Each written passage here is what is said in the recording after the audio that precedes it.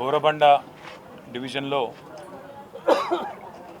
మరి జూబ్లీహిల్స్ శాసనసభ్యులు మాగంటి గోపీనాథ్ గారితో కలిసి ఈ డివిజన్ అభివృద్ధి కోసం, నియోజకవర్గ అభివృద్ధి కోసం అనుక్షణం తపనబడిన నాయకుడు, ఈ ప్రాంత ప్రజల కోసం, ఇక్కడ ఉండే సమస్యల పరిష్కారం కోసం మరి ఎప్పటికప్పుడు ఆరాటపడ్డ నాయకుడు సోదరుడు మొహమ్మద్ సర్దార్ గారు.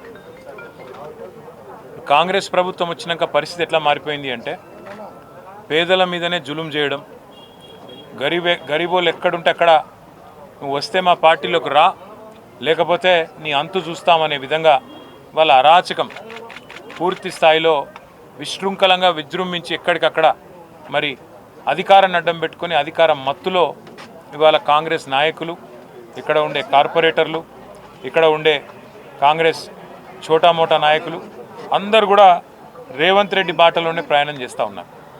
ఇవాళ హైడ్రా అనే ఒక దందా మోపు చేసినారు హైదరాబాద్లో. ఏంది హైడ్రా? హైడ్రా అంటే రేవంత్ రెడ్డి రెడ్డికుంటలో ఇల్లు కట్టుకుంటే కూలగొట్టది. రేవంత్ రెడ్డి అన్న తిరుపతి రెడ్డి ఎఫ్టీఎల్లో ఇల్లు కడితే కూలగొట్టది. రేవంత్ రెడ్డి గారి మనుషులు, ఆయన పార్టీలో ఉండే ఎమ్మెల్యేలు, మంత్రులు, వాళ్ళ ఇండ్లు బఫర్ జోన్లో ఉన్నా, ఎఫ్టీఎల్లో ఉన్నా, చెరువు మధ్యలో కట్టినా హైడ్రా గల్లబడది. కానీ అదే గరీబోడు కుటుంబం సైజు పెరిగి ఒక ఫ్లోర్ ఎక్కువ వేసుకున్నా, లేదా కొద్దిగా ముంగటికి వచ్చినా ఇవాళ చిన్న చిన్న గల్లీలల్లో ఎక్కడైతే కనీసం ఒక ఆటో కూడా చక్కగా రాదో ఆ గల్లీలలోకి వచ్చి ఆ గల్లీలల్లో ఇలా గరీబోళ్ళ మీద ప్రతాపం చూపెట్టి విచ్చలవిడిగా ఎక్కడికక్కడ హరాస్మెంట్ చేస్తూ ఉన్నది ఈ ప్రభుత్వం. ముఖ్యంగా అటు జిహెచ్ఎంసీని, ఇటు హైడ్రాని అడ్డం పెట్టుకొని ఇలా రేవంత్ రెడ్డి నుంచి మొదలు పెడితే కింద ఉండే చోటా మోటా చిన్న చిత్కా లీడర్ల దాకా హైడ్రా అంటేనే ఒక బ్లాక్మెయిల్ దందలాగా మారిపోయింది. అట్లా ఈరోజు ఇక్కడ సర్దార్ మృతికి కూడా కారణం కేవలం కాంగ్రెస్ ప్రభుత్వం యొక్క హరాస్మెంటు, వీళ్ళ యొక్క దుర్మార్గ విధానాలు తప్ప ఇంకోటి కానే కాదు. ఇప్పుడు శ్రీనివాస్ యాదవ్ గారు ఒక మాట అన్నారు, 10 ఏళ్లలో తెలంగాణ వచ్చిన తర్వాత కేసీఆర్ గారు చేసిన పని ఏంటంటే హైదరాబాద్లో ఇక్కడ ఉండే గరీబోళ్లకు పట్టాలు ఇచ్చిండు. ఇక్కడ ఉండే గరీబోళ్లకు 1,00,000 మందికి జీవో నంబర్ 58 కింద ఉచితంగా పట్టాలు ఇచ్చి మీరుండాలి, బాగుండాలి, మీ పిల్లలు బాగుండాలి, మీ భవిష్యత్ తరాలు బాగుండాలని చెప్పి చూసింది కేసీఆర్ నాయకత్వం. నోటరీ ప్రాపర్టీస్, ఇప్పుడే మా కార్పొరేటర్లు ఇద్దరు దేదీప్య గారు, రాజ్ కుమార్ చెప్తా ఉన్నారు, అన్న ఇవన్నీ నోటరీ ప్రాపర్టీస్ అని. నోటరీ ప్రాపర్టీస్ని కూడా రెగ్యులరైజ్ చేసేందుకు, ఎందుకంటే హైదరాబాద్లో ఓల్డ్ సిటీలో కానీ స్లమ్స్లో కానీ, హైదరాబాద్లో 1400 స్లమ్స్ ఉన్నాయి. ఈ స్లమ్స్లో చాలా చోట నోటరీ మీదకి వెళ్ళి ఉంటాయి డాక్యుమెంట్స్. ఆ నోటరీ ప్రాపర్టీస్ని కూడా రెగ్యులరైజ్ చేసేందుకు కేసీఆర్ ప్రభుత్వం ఉన్నప్పుడే మేము క్యాబినెట్లో నిర్ణయం తీసుకొని కార్యక్రమం కూడా మొదలుపెట్టినాం. ఇలా రేవంత్ రెడ్డికి ఏమైనా బుద్ధి ఉంటే, ఆయన ప్రభుత్వానికి ఏమైనా పేదల పట్ల ప్రేమ ఉంటే చేయాల్సిన పని ఏంది? ఈ నోటరీ ప్రాపర్టీస్ని కూడా రెగ్యులరైజ్ చేయాలి. రెగ్యులరైజ్ చేసి వాళ్ళకు ఒక భరోసా కల్పించాలి. అవసరమైతే ఆ భూహారతో ఏదో తెచ్చిరు కదా, అందులో పెట్టి మేము చేసిన దానికంటే ఒక రవ్వ ఎక్కువ చేయాలి పేదోళ్ళకు. కానీ నువ్వేం చేస్తున్నావు? పేదోళ్ళు ఇల్లు కట్టుకుంటే ఒక డాబా వేసుకుంటే అందులో వచ్చి పొక్క కొట్టాలి, వాడు నువ్వు పార్టీలో చేరపోతే నేను సంపుతా అనాలి, చిన్న దుకాణం ఉంటే దుకాణం గులగొట్టాలి, కడుపు మీద కొట్టాలి, గరీబోని కడుపు మీద కొట్టి నోటికాడి బువ్వ గుంజుకొని ఆగమాగం చేసి ఆఖరికి ఆత్మహత్య కుసుగొల్పింది ఇవాళ అరాచక కాంగ్రెస్ ప్రభుత్వం. ఖచ్చితంగా ఈ కాంగ్రెస్ ప్రభుత్వం చేసే అరాచకాలకు మేము ఖచ్చితంగా అడ్డం పడతాం. మొత్తం బీఆర్ఎస్ కుటుంబ సభ్యులందరం కూడా, ఎమ్మెల్యేలు కావచ్చు, ఎమ్మెల్సీలు కావచ్చు, ఒక్క పిలుపుతో ఎక్కడ అరాచకం జరిగినా గతంలో హైడ్రా బాధితులకు అండగా నిలబడ్డం, మూసీ బాధితులకు అండగా నిలబడ్డం, లగచర్లలో భూములు గుంజుకుంటామంటే అక్కడ అండగా నిలబడ్డం, నిన్న అలంపూర్లో కూడా ధన్వాడల అక్కడ కూడా రైతులకు అండగా నిలబడ్డది బీఆర్ఎస్ పార్టీ, కేసీఆర్ గారి సైనికులు. రేపు కూడా నేను ఒకటే అంటున్నా, హైదరాబాద్లో ఎక్కడైనా సరే ఏ పేదవాడి మీద రేవంత్ రెడ్డి ప్రతాపం చూపెట్టినా మీకు అండగా ఉండేది, ఖచ్చితంగా మీకు అండగా నిలబడేది బీఆర్ఎస్ పార్టీ మాత్రమే. ఎందుకంటే మాకు తెలుసు హైదరాబాద్ నగరంలో ఇవాళ ఒక్క బోరబండ తీసుకుంటే ఇట్లాంటి స్లమ్లో ఒక 100 ఉంటాయి, ఈ 100 గల్లీలు ఉంటాయి. ఈ 100 గల్లీలల్లో ఏది రైటు, ఏది రాంగు, ఏది లీగలు, ఏది ఇల్లీగల్ అంటే దేవుడు కూడా చెప్పలేడు. మరి అసొంటిది కావాలని ఒక బిల్డింగ్ ఏదైతే బీఆర్ఎస్లో పట్టుకొని దాన్నే కొట్టాలి, ఒక బిల్డింగ్లో ఒక కేసీఆర్ సానుభూతి పరుడో అభిమానం కార్యకర్తను ఉంటే వాళ్ళనే సతాయించాలనే విధంగా ఏదైతే అధికారులు కూడా కాంగ్రెస్ నాయకులు ఆడించినట్టు ఆడుతున్నారో వాళ్ళకు కూడా నేను చెప్తున్నా, అన్ని రోజులు ఒక్క తీరు ఉండయి. ఇలా ఏ అధికారులు అయితే అతి చేస్తుండ్రో, ఏ అధికారులు అయితే కాంగ్రెస్లో ఆడిచ్చినట్టు ఆడుతుండ్రో, కాంగ్రెస్ పార్టీ కార్యకర్తలు లెక్క పనిచేస్తుండ్రో ఇది మంచిది కాదు. అధికారం ఎవ్వలకు శాశ్వతం కాదు. మొన్నటిదాకా 10 ఏళ్ళు మేమున్నాం, ఇవాళ వాళ్ళకి అవకాశం వచ్చింది. రేపు మళ్ళీ బరాబర్ తెలంగాణలో మళ్ళీ కేసీఆర్ గారికి అవకాశం వస్తుంది. వచ్చినాక తప్పకుండా మేము కూడా యాది పెట్టుకుంటాం. ఇన్ని రోజులు 10 ఏళ్ళు మేము అభివృద్ధి, సంక్షేమం, పేదలు అందరు మా వాళ్ళే అన్నట్టు పనిచేసినాం. కానీ మీరు ఇట్లే పనిచేస్తే, ఇదే తీరుగా మా వాళ్ళ మీద పగబట్టినట్టు చేస్తే పక్కా హిసాబ్ కితాబ్ అన్ని రాసుకుంటాం. 100% మేము కూడా రేపటి రోజున గవర్నమెంట్లోకి వచ్చినాక అన్ని మ్యాటర్స్ కూడా మేము కూడా తప్పకుండా చూడాల్సి వస్తుందని చెప్పి కూడా నేను విజ్ఞప్తి చేస్తూ ఉన్నాను. आज हमारे जो मोहम्मद सरदार हैं भाई, उनको इतना हरास किया गया, उनके साथ इतना जुल्म किया गया, उनके कारोबार पे, उनके घर पे, और वजह एक ही था, उनकी गलती एक ही थी कि इलेक्शन में हारने के बावजूद आज केसीआर साहब के साथ मैं रहता हूँ, इसी पार्टी में मैं जन्मा और इसी पार्टी में मैं आखिरी दम तक रहूँगा बोल के आज सरदार जो एक फैसला लिए, उस वजह से आज उनको इतना हरासमेंट करके उनको मजबूर करे खुदकुशी करने पे। मैं यहाँ के जितने भी अफसर हैं जीएचएमसी के और बाकी अफसर हैं, मैं उनसे रिक्वेस्ट भी करना चाहता हूँ, सत्ता सरकार किसी एक का नहीं होता, हमेशा वो तो बदलते रहता। आप गलती मत करो, कांग्रेस वालों के दबाव में आके, कांग्रेस वालों के कोशिशों में आके, आप भी साजिशों में आके आप भी शामिल होके गलती मत करो। अगर गलती करेंगे तो 3 साल बाद फिर केसीआर की हुकूमत आती, केसीआर साहब की सरकार आती। हम लोग अभी हर चीज़ का हिसाब किताब रख रहे हैं, ये अच्छी बात नहीं है। क्योंकि अगर आप एक बोराबंडा आएंगे आज, यहाँ पे कम से कम 100 ऐसे गली दिखेंगे आपको जिसमें आप बता भी नहीं पाएंगे कि कौन सी बिल्डिंग किसकी है और कौन चीज़ क्या है। यहाँ पे नोटरी प्रॉपर्टीज़ काफ़ी ज़्यादा है। कोशिश हमने की थी नोटरी प्रॉपर्टीज़ के वास्ते, केसीआर साहब जब थे 1 लाख पट्टा तो हम दे दिए GO नंबर 58 के अंडर हैदराबाद में।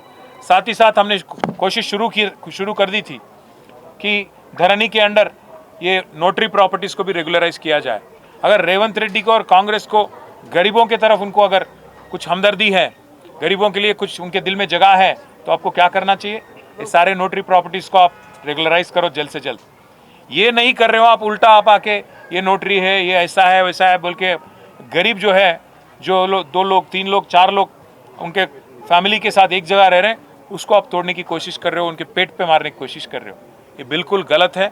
मैं कांग्रेस हुकूमत से, खास राहुल गांधी साहब से भी मैं पूछना चाहता हूँ, अब बार बार कहते हो मोहब्बत की दुकान, आप कहते हो कि यूपी में बुलडोज़र राज चल रहा, यूपी में गरीबों के साथ जुल्म किया जा रहा। आज यहाँ पे तेलंगाना में क्या हो रहा आप देखिए, हाइड्रा के नाम पे आपकी कांग्रेस की हुकूमत क्या कर रही है आप देखिएगा, समझने की कोशिश करिए। हर गरीब के पीछे आपकी हुकूमत यहाँ पे पड़ गई। रेवंत रेड्डी की जो मकान है कोडंगल में, जो रेड्डी कुंटा में है, रेड्डी कुंटा मतलब एक तालाब, उसको कोई नहीं टच करता। उसका भाई तिरुपति रेड्डी का मकान यहाँ पे, वो एक आलीशान बंगला है, मकान नहीं बंगला, आज FTL में है, तालाब में है, उसको कोई नहीं छूता।